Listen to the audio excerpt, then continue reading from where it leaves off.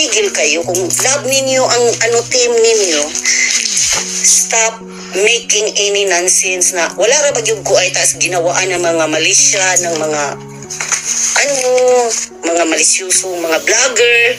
Ay, nagpipistahan kayo doon kung anong pinagsasabi. Ito naman itong iba na gustong paawayin.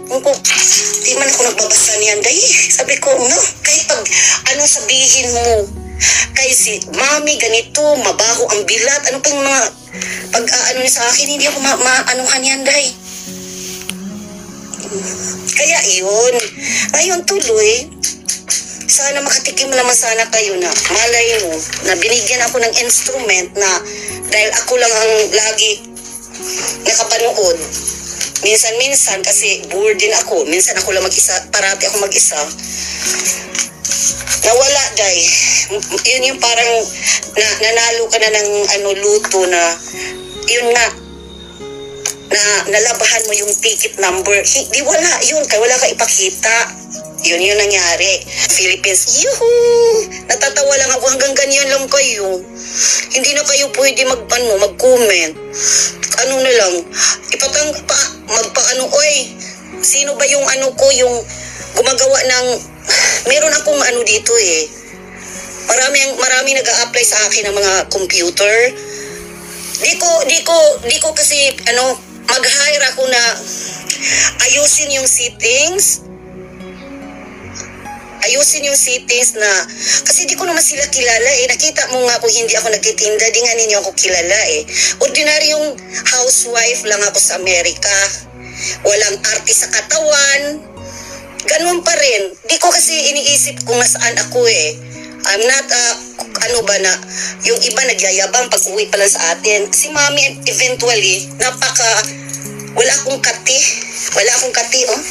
Wala akong kati sa katawan, so hindi nakaka-apekto sa akin. Pero ang mga kaibigan ko, yung mga buyers na hindi ko naman kailangan ang simpati. Mami, tanggalin mo yung mami, mamatay. Kung kayo ang huwag kayo magbasa din. Si mami, hindi ako apektado. Nung basa ko ng asawa ko nung Sunday, siyempre naapektuhan siya dahil banat eh. After noon, bash pa kayo ng bash. Kahit yung bash na sakyanan, wala na akong pakialam. Wala talaga. Kayo ang may kasalanan. Lalo na Holy Week. Tomorrow is the 3rd Friday of the Holy Week.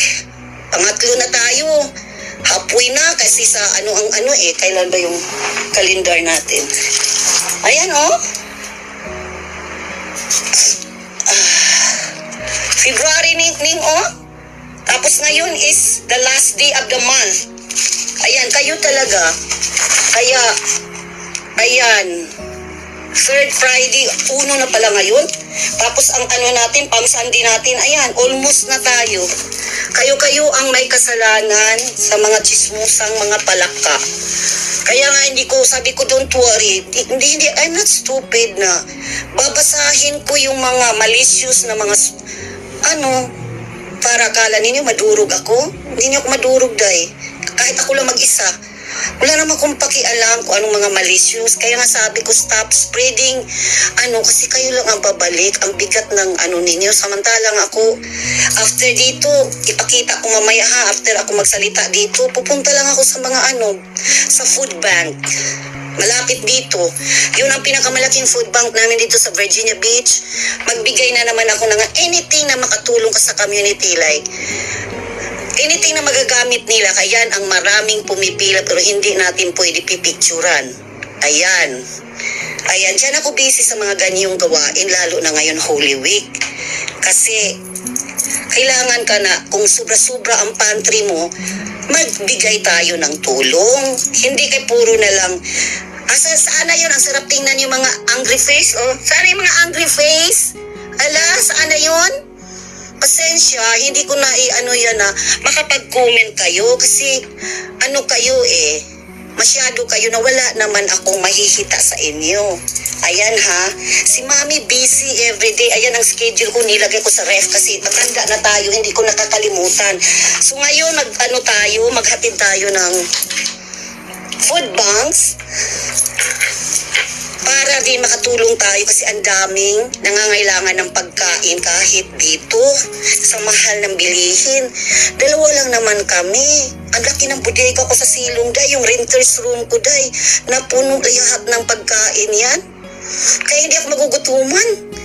Di mamimigay tayo ng mga bigas, yung mga 25 pounds, yung sabon detergent na mga 300 load, yung mga something na makuha ko sa pantry ko, pinamimigay ko yan para may pagkain din yung mga tao dito.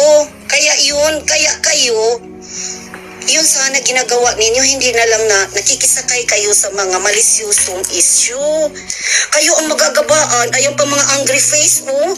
Baka kayo dyan ang naninigas-tigas. Kahapon nagpunta na ako ng clinic kasi baka maano yung health, mental health. Wala naman. Nagpa-evaluate ako ng anxiety, wala naman. Ayan, kaya loser kayo. Ayan, nangangaway na naman si mami. Loser talaga kayo. Hanggang anger face lang kayo. Mamaya ipakita ko gaano kalaki yung isa lang yan sa food bank na pinupuntahan natin. Magdaan na lang ako ng tubig. Magdaan tayo ng something na mga kape. Para naman tapos sa Saturday, mamigay na naman ako doon sa another 1 hour away from dito. Para naman yan sa mga mungha. Kasi simple wala naman silang sweldo eh. Kahit hindi namin nakikita. Love. Kaya yun ang importante. Yung ninyo, ganyan-ganyan ninyo. No, hindi maapektuhan si mami eh. Alam mo, dami kong blessed dahil eh. Kaya yan ha, at saka ito dahil 7th year anniversary natin, at saka alam ko hindi ninyo ma-share. Ang makashare lang nito ng ang mga personal kong mga friends sa Facebook. Kaya hanggang lang kayo. Kaya nga gusto ko na naman kung, Dong, di ko na alam kung sino ka dong nung Dong. Ayusin mo yan dong na mo sila kasi nakaka-interrupt eh. Pero hindi ako nagagalit kasi nakakaawa kayo. Tapos basahin ko kayo. That's like, you're nothing. You're nothing talaga. Aywan ko, sino ba yung ko, ang dami ditong nag-apply eh. Kayo ang taga-delete dong. Kasi wala naman ako tinatago dyan eh. Diyos ko, wala akong tinatago sa Facebook ko. Kaya open nga yan sila na mga ngalkal eh. Para doon nila makita baka may kabit si mami. But anyway, masakit mag-respect ng katotohanan, no? Hindi naman kayo di kayo maka-affected si mami. After nito ngayon, maaga pa, pupunta tayo kasi I never tried to drop off kasi ang drop off namin mga simbahan. You think so I have time to ikray? Pagkasala lang ako dyan, ang bunganga ko, hindi rin hindi rin hi Inday Dory, hindi rin ako nagpapapiri. Magkasala lang ako. So why I should have to bother? Kaya ito yung oras na magnilay-ngilay tayo. Kaya yung Holy Week nga, binigyan kayo ng penitensya ng Diyos. Na doon mo makita, do something. Ayan ha, pinakita ko, ipakita ko talaga ha. Tapos hanggang labas kasi malaking yun eh. Shelter eh. Aywan ko nga kung may tao doon, I don't know, pero i-drop ko na lang yan. Lagyan ko na lang ng note. Lagyan ko ng pangalan ko at saka cellphone number. Kasi ang iba kasi pag iiwan, natakot sila baka maari may lason.